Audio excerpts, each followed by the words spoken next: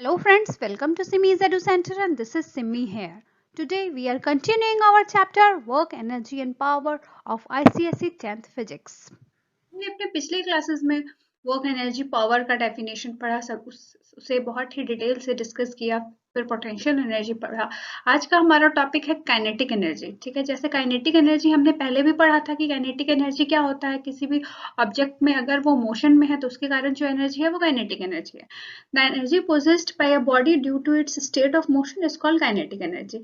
जब भी कोई ऑब्जेक्ट मूव करता है और उसके मोशन के कारण जो भी एनर्जी होती है उसे ही हम काइनेटिक एनर्जी कहते हैं। ठीक है, कोई भी मूविंग ऑब्जेक्ट में बहुत एनर्जी कैसे होता है ये हम ऐसे समझते हैं कि अगर सपोज कीजिए कि एक स्टोन है, उसे बहुत ही फास्टली फेंका जाए, बहुत स्पीड से फेंका जाए, और तो क्या कर सकता है वो, उसके पास इतना एबिलिटी है कि वो विंडो के ग्लास को भी ब्रेक कर सकता है।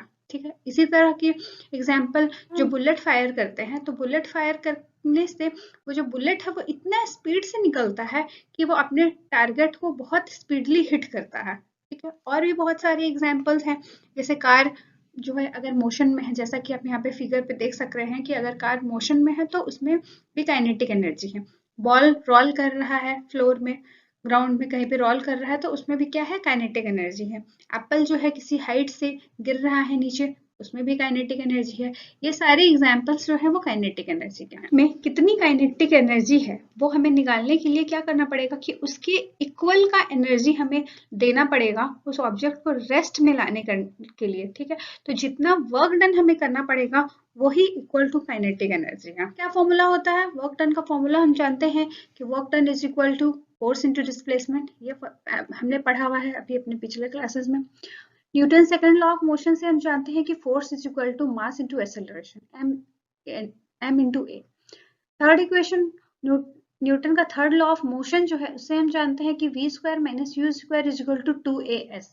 ठीक है कि ऑब्जेक्ट को हम स्टॉप कर रहे हैं, हम एनर्जी लगा रहे हैं, उसमें वर्क डन कर रहे हैं ताकि हम उसका काइनेटिक एनर्जी फाइंड आउट कर सके। तो यहाँ पे v जो हो रहा है फाइनल वेलोसिटी, रेस्ट में ला रहे हैं ऑब्जेक्ट को, तो हम यहाँ पर फाइनल वेलोसिटी जो होगा वो 0 होगा। ठीक है, इनिशियल वेलोसिटी u होगा, और जो एक्सेलरेशन हो रहा है वो रिटार्ड हो रहा है। वो पहले जो ऑब्जेक्ट था वो किसी भी स्पीड से मूव कर रहा था, अब वो ऑब्जेक्ट क्या हुआ, स्टॉप हो गया, उसका स्पीड धीरे धीरे घट के 0 हो गया। इट मीन्स एक्सेलरेशन यहाँ पे जो है वो नेगेटिव है, दैट इज रिटार्डेशन है यहाँ पे। ठीक है, तो दोनों तरफ से negative negative sign cut out हो जाएगा, तो u square is equal to minus 2as। यहाँ से हम s का वैल्यू फाइंड आउट कर सकते हैं कि u square divided by 2as। ठीक है, अब वर्क डन का फॉर्मूला यहाँ पे जानते हैं कि फोर्स इंटू डिस्प्लेसमेंट।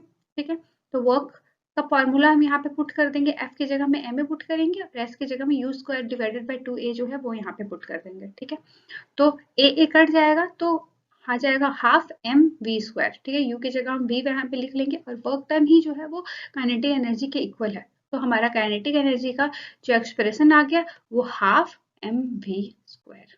ठीक है, ये हमारा काइनेटिक एनर्जी का एक्सप्रेशन आ गया। अब सिग्निफिकेंस क्या है ये काइनेटिक एनर्जी का? काइनेटिक एनर्जी जो है, ये फॉर्मूला का सिग्निफिकेंस क्या है? ये काइनेटिक एनर्जी जो है तो दो चीज पे डिपेंड करता है, वो है मास पे और वेलोसिटी पे। ऑब्जेक्ट का मास और वेलोसिटी दोनों पे डिपेंड करता है काइनेटिक एनर्जी। अगर कोई दो ऑब्जेक्ट है और सपोज कीजिए दोनों का वेलोसिटी सेम है, तो जिसका भी मास ज्यादा होगा काइनेटिक एनर्जी उसी का ज्यादा होगा। Relationship between kinetic energy and momentum. Kinetic energy का फॉर्मूला हम जानते हैं हाफ mv स्क्वायर। मोमेंटम क्या होता है, mass into velocity, v is equal to mv। ठीक है, यहाँ से हमने v का वैल्यू फाइंड आउट कर लिया, तो v is equal to p by m। ठीक है, v का वैल्यू जो है हमने यहाँ पे काइनेटिक एनर्जी वाले फॉर्मूला में पुट कर दिया। हाफ mv स्क्वायर है तो v is equal to p square, p by m है तो v स्क्वायर में p square by m square हो जाएगा। ठीक है, एक m कट जाएगा तो kinetic energy p square divided by 2m, that is p square is equal to 2m, या फिर k is equal to p square by 2m। ये रिलेशन है काइनेटिक एनर्जी में मोमेंटम में।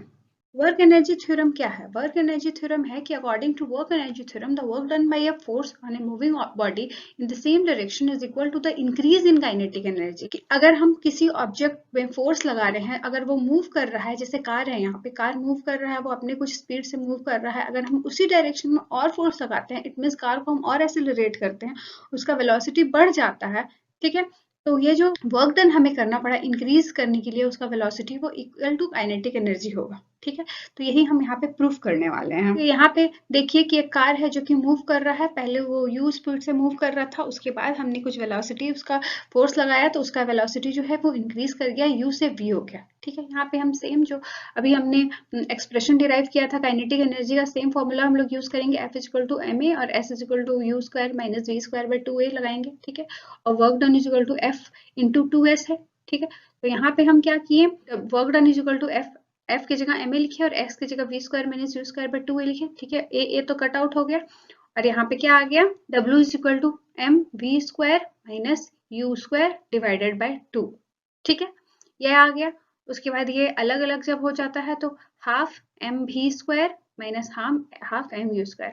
तो ये v क्या है, ये वेलोसिटी जो है वो बाद में वेलोसिटी था, मतलब जब हम फोर्स लगा दिए इंक्रीज कर दिए स्पीड उसके बाद था। तो ये फाइनल काइनेटिक एनर्जी हम इसको लिख सकते हैं के एफ, और u जो है वो इनिशियल था, स्टार्टिंग में जो कार है वो इस स्पीड से मूव कर रहा था। ठीक है, तो ये क्या था, काइनेटिक एनर्जी इनिशियल में था।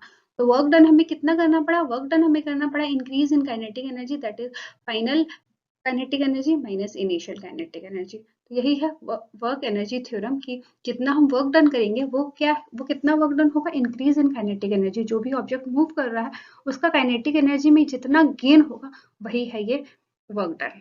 Next is the forms of kinetic energy. Kinetic energy का क्या क्या फॉर्म है। ठीक है, काइनेटिक एनर्जी 3 टाइप्स का है, translational kinetic energy, rotational kinetic energy और वाइब्रेशनल काइनेटिक एनर्जी। ठीक है, ट्रांसलेशन काइनेटिक एनर्जी है कि अगर ऑब्जेक्ट कोई भी स्ट्रेट लाइन में मूव कर रहा है तो उसके कारण जो एनर्जी है वो है translation kinetic energy. Rotational kinetic energy, अगर कोई ऑब्जेक्ट जो है वो रोटेशनल मोशन में मूव कर रहा है, जैसे स्पिनिंग टॉप, रोटेटिंग व्हील, ये जो इसके कारण जो एनर्जी रोटेशनल काइनेटिक एनर्जी है। ट्रांसलेशन काइनेटिक एनर्जी का एग्जांपल सिंपल है, कार जो मूव कर रहा है स्ट्रेट लाइन में वो हो सकता है, बॉल मूव कर रहा है ग्राउंड में वो हो सकता है, कोई भी स्ट्रेट पाथ में अगर मूव कर रहा है ऑब्जेक्ट तो वो ट्रांसलेशन काइनेटिक एनर्जी है। रोटेशनल काइनेटिक एनर्जी हो गया एग्जांपल स्पिनिंग टॉप और रोटेटिंग व्हील। और वाइब्रेशनल काइनेटिक एनर्जी होगा अगर कोई भी किसी ऑब्जेक्ट में काइनेटिक एनर्जी की उसकी वाइब्रेशन मोशन के कारण आ रहा है, वो है वाइब्रेशन काइनेटिक एनर्जी। जैसे कि अगर वायर है, दोनों एंड से वो क्लैम्प्ड है, ठीक है, और उसका मिडिल पोर्शन जो है वो वाइब्रेट कर रहा है, तो वो जो एनर्जी है यहाँ पे वो वाइब्रेशन काइनेटिक एनर्जी है। Thank you.